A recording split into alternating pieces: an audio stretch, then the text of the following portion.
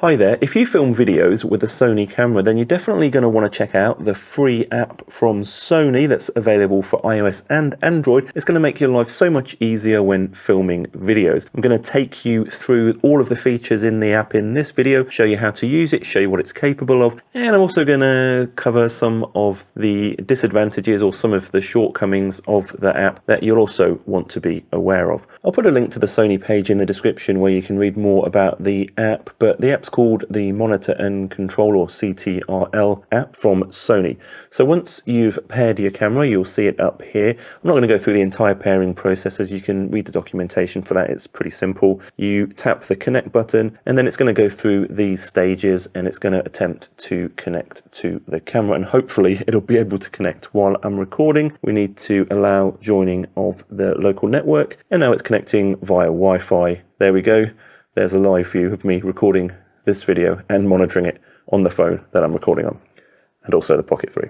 This is the main screen, and currently I've got the phone in portrait mode, and you've got access to all of these things. But if you switch it over to landscape mode, then it's going to switch. You can see at the moment down here at the bottom that this recording light is lit up because I'm recording now as I'm talking to you. And I'm going to show you all of the different things that we can do here. The first thing you probably want to notice is the disp button at the top. If you tap that, it's going to cycle through 3 different display modes. You've got this kind of full screen mode with the controls. You've got this full screen mode without the controls, which is really useful if you want to just see what you're filming with no clutter. And if you tap it again, you've got the live view, but with a bit of extra space around the side. If you're in a particular view and you want to make sure you don't accidentally change the view, so you could be shooting and you don't want to accidentally touch the screen, if you tap the lock button at the top right here, it locks the screen. And now if I tap anywhere, it's not actually going to do anything. Even the disp button doesn't change. And to re-enable the controls, tap the padlock again, and then we can once again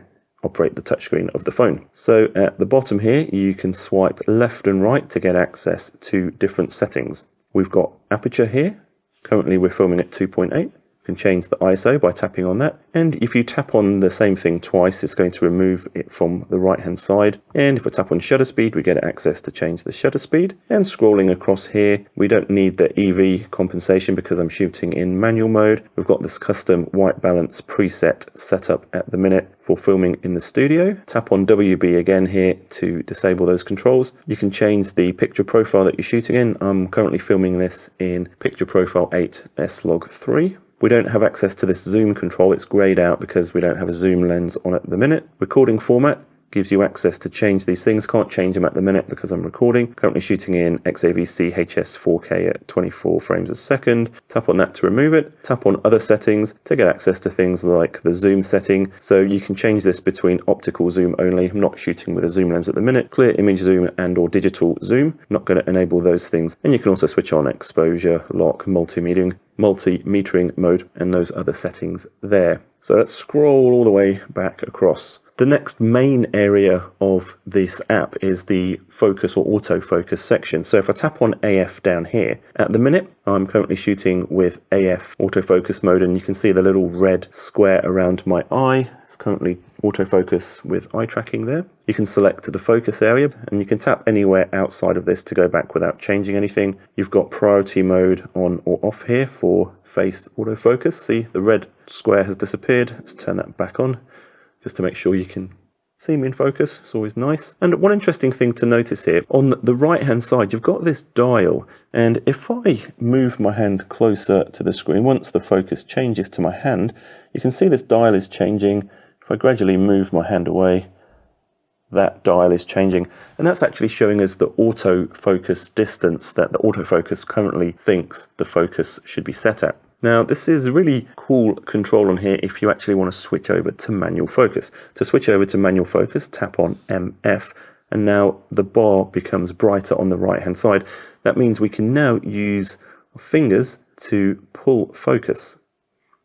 And if you're using this on a phone with a bigger screen, then this is going to be a lot easier just using this smaller iPhone at the minute. Now, the nice thing about this, I'm going to switch over to AF. I'm going to wait for it to acquire my eye there. And we can see on the focus gauge here, it says 0.9 meters. I'm then going to tap manual focus. So I know now that autofocus is not tracking me, but I know that this 0.9 meters or 90 centimeters is the correct focus for where I'm sitting, as long as I don't move too far backwards and forwards. Now, the really cool thing, what we can do here, is if we tap max, it's actually going to set the maximum focus distance. That means I can reduce the focus distance if I want to manually focus on my hand. But it means if I scroll this bar down, it's actually going to stop at where I tapped that max button. So I can't actually focus past this focus point where my face is onto the back wall there by accident. And you can also do this for minimum focus. So let's say I want to set the minimum focus distance to 40 centimeters. I'll tap minimum, and now this bit of the bar that's bright white is the only area in which I can change the focus or do the focus pull, which is super cool if you're maybe doing B-roll shots and you want to make sure that the focus is never going to go too far past the thing that you're making B-roll of, if it's like a product or something like that. Or if you're filming maybe with a longer lens, you want to make sure that the subject is always going to stay in focus, even if you're manually racking focus between 2 points or something like that. Super cool. I'm going to turn those off. And we've also got this section here. This determines how quickly that bar moves. So it's moving really quickly now. If I change that to 0.1, as I move my finger up and down, it's moving super slowly. So if you want to get really detailed focus pulls, you can use that. And the 100% here can change the visual scale on the bar itself. There's also a few bar settings that you can change here. If you want this in freedom units, I've currently got it set to meter, and you can set the bar background color if that white is too bright for you. Just going to change it back to white. And we'll just switch back to autofocus. So hopefully now I'm back in focus. Tap the little back icon here to go back to the main shooting screen. If you're wondering what this frames per second is here with live view, that's just telling us the frames per second that we're getting wirelessly from the camera to the app. That's not actually the recording frames per second. You can see that if I scroll across here, the frames per second is 23.98 or 23.976 at the minute. And to change the frame rate, you need to come across here, choose recording format and tap on frame rate. I can't tap that now because we're recording, but if you wanted to change that to 30, you could do it within the app here or of course on the camera. If you tap on this icon at the top, it's going to give you access to different tracking modes, tracking off or on. And if you tap it and click the little cog, it's going to give you a couple of options. I've currently got this set to red. That means that this square is red. We can change that to white if you want to. And if we turn on tracking autofocus, and then let's get something to track. Let's try and track this. I'm just going to tap on the screen, and now it's tracking this as best it can. Let's try again. And that's how you can tap on the screen to start tracking something.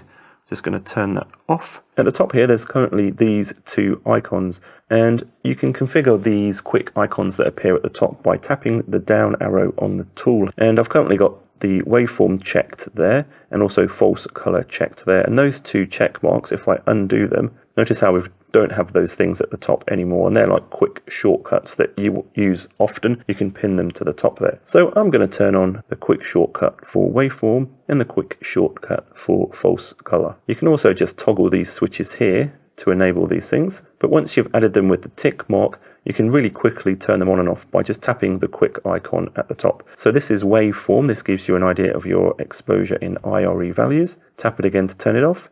And this is one of the super cool features of this app, is that it gives us access to false color even on Sony cameras that don't have false color built in to them in their monitors. When you're using some of these tools, you get a little cog icon, and that gives you the ability to fine-tune the settings for individual tools. So currently false color is set to this S-Log3 pattern, but you can change it to SDR if you're just recording in standard Rec 709 or standard picture profile, something like that. But because I'm shooting in S-Log3, I'm going to tap it here, and it just alters the scale of these false colors to more accurately represent the fact that we're recording in S-Log3. If you want me to do a deep dive into how to set your exposure with false color, I'm more than happy to do that. Let me know in the comments. Right, let's turn off false color and have a look at some of these other tools. You've got a standard histogram. I'm not going to add it to the shortcuts, but I am going to turn it on. And a lot of these tools have these dots here, and if you just use your finger, you can reposition these things. And the little triangle here lets you resize these things. Now, the histogram is not super useful ordinarily for video work. It's really useful for photography,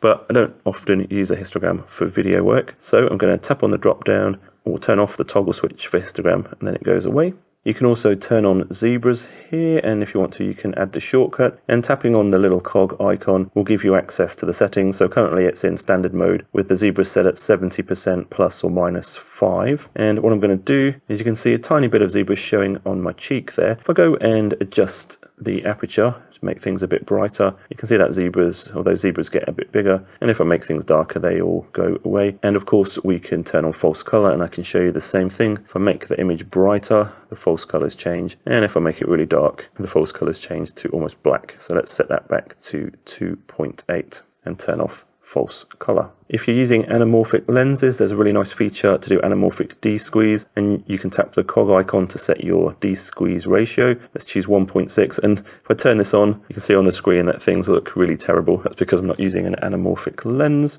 so we better go and turn de-squeeze off. And we can also turn on grid lines here. And this is one of the limitations of this app that I wanted to touch on, is that the grid lines here, it's really just a rule of thirds grid. You can't do blanking or grid lines if you want to use different aspect ratios. So it's a bit limited in that respect, unfortunately, and it'd be a pretty easy thing for them to add. So you could either choose preset filmmaking aspect ratios or even custom aspect ratios. So I'm going to turn off grid lines for now. And you can tap this button to rotate the image. I'm not going to do that because it will probably mess up the screen recording. To change the ISO, tap on ISO, and you can move this up and down. It's going to mess up the image obviously at the minute if I go too bright, so reset that to 640, which is the first base ISO for the S-Log3 for the A7S III. Tap on shutter speed, we can alter the shutter speed, again make things darker or brighter.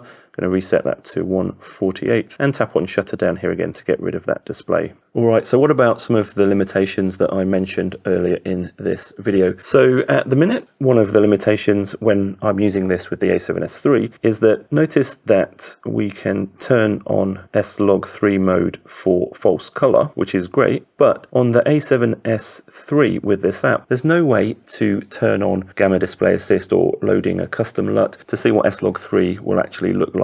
On the phone at the minute, it's that typical log looking image. It's desaturated and lacking in contrast, so it's kind of hard to pre-visualize what this is going to look like once it's been converted to something like Rec 709 or color graded. So that's one of the limitations on using this app with the A7S III. I believe if you use it on some of the other cameras that have a built-in log mode, rather than just setting a picture profile with a log mode, then you do get access to that kind of gamma display assist, or to load in custom display LUTs for this app. So that's one of the limitations working with something like an A7S III that you're going to run into. It's not a problem if you're not shooting in log, of course. The next limitation is fairly reasonable, and that's that you can't control every single aspect of your camera with this app. You can't go through all of the menu options that you can do with the camera, but I didn't really expect it to do that, so that's not really a big problem. All right, let's get into what is probably the biggest disadvantage of this free app. Before we do that, I just want to mention my 52 Laws of Video ebook. If you want to help support me in this channel and also learn 52 ways that you can make better videos, please check out the first link in the video description to learn more. Alright, so the biggest disadvantage this app at the minute, which hopefully will be improved in the future, is that Sony say that they're going to add more supported cameras for this app, but currently at the time of recording, only the cameras that you see on screen are supported. I think it's still worth being aware of this app, because hopefully if you're using an unsupported Sony camera, very soon support will be added, and if not, feel free to reach out to Sony and ask them to support your camera.